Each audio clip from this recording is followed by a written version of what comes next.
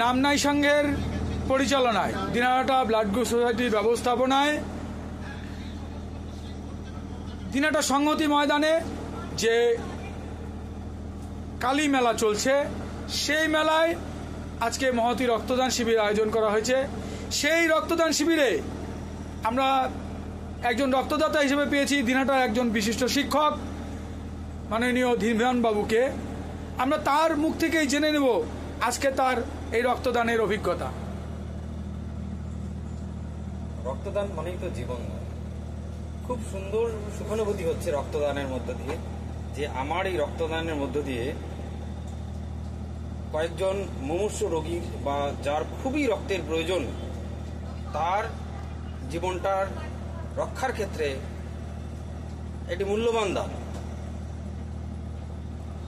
আমাদের এই যে দিনহাটা ব্লাড ব্যাংক, সেই ব্লাড ব্যাংকে অনেকগুলো থ্যালাসেমিয়া বাচ্চা আছে যাদের বাঁচিয়ে রাখার জন্য একমাত্র উৎসই হলো রক্ত। তারা অন্যের রক্ত না পেলে তারা বাঁচতে পারে না। ছেলেগুলো মেয়েগুলো হাঁটা ভুলে যায়, আবার রক্ত পেলে সে সুন্দরভাবে খেলাধুলা করে ভালো হয়। তা সেই জন্য দিনহাটা মানুষকে আপনি কি বলবেন এই একজন থ্যালাসেমিয়া রোগীর জন্য? আপনি